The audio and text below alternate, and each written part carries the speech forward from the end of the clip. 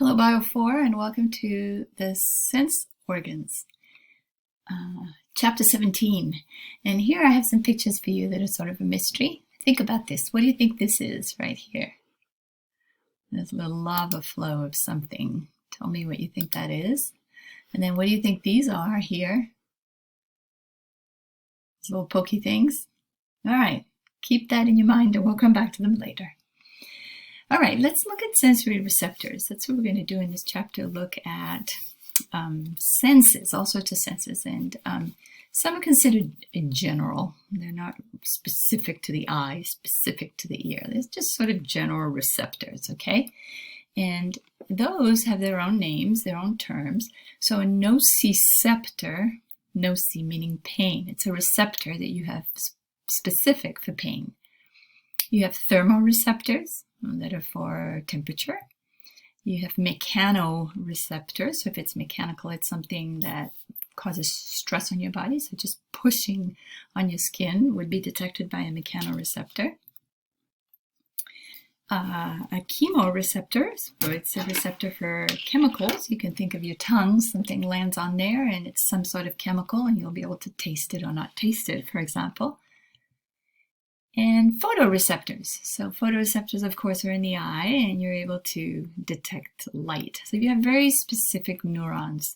These sensory receptors are, they have a specific function, but they're sort of general and they can be found in lots of places. What we're going to spend more time on are the special senses. Okay, so we're going to look pretty closely at the tongue. We're going to look at the nose, hearing, and the eye, and sort of dive into those with much more detail. So let's start out with the sense of smell, the nasal cavity. So think of your nasal cavity in the sagittal section here, and you have some sort of odor coming in. So this is of a rose, and some sort of chemicals are floating around here, and you have mucus here at the very top of your nasal cavity, and you have a neuron here, an olfactory tract, an olfactory bulb, and these neurons that are coming right through the bone, and you know the name of the bone. It's the cribriform plate of the ethmoid.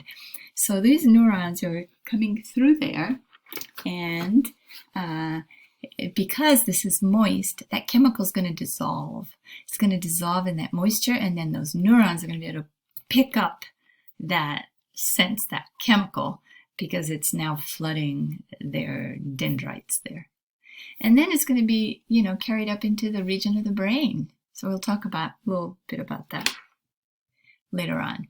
So when we talk about olfaction, we have olfactory receptors that and we know that we have at least 50 kinds of primary smells that we can detect.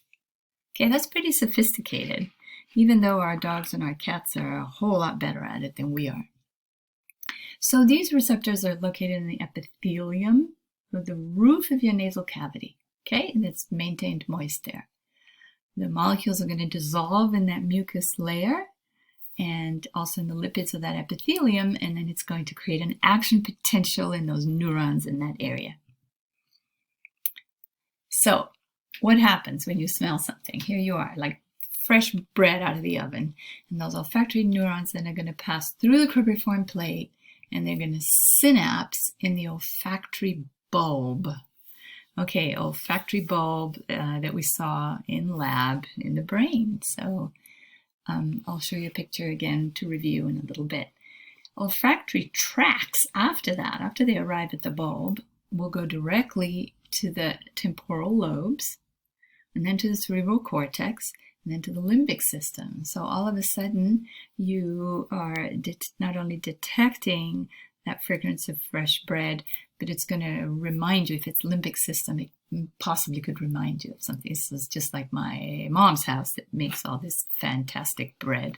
So it's connected to many different areas of the brain after it enters in through the olfactory bulb.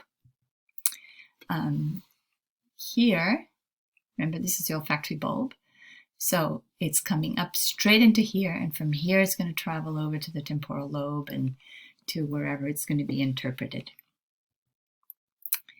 And that's all we're going to say about the sense of smell. Just remember that cribriform plate.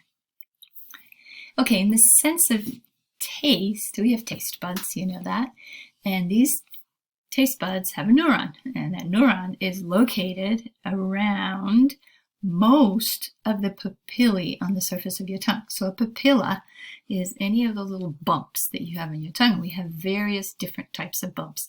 The bump itself isn't detecting anything. It's just helping you move your food around. But at the base of that bump is going to be this neuron. You find them not only on the surface of the tongue, but you can taste also from your soft palate. In the pharynx, as you swallow, you're still tasting. Epiglottis, which is where food is either going to go down the esophagus. It should go down the esophagus. And if it's air, it's going to go down into the trachea. That's the division there. The epiglottis is what's going to make that separation. And you taste with your cheeks. Pretty amazing that you have these sensory receptors all over. We're going to switch right away to the sense of hearing. So this ear is much more complicated, and I'm going to show you all this different anatomy, but the first division that we have to look at is this line here where we have this whole region that's the external ear, the middle ear where these bones are, and then the inner ear is the rest. Okay? And we're going to look with a lot of detail how it is that you can actually hear. But before we do that, I'm going to cut this, and the next video then will be dedicated to hearing in the ear. Thank you. Bye.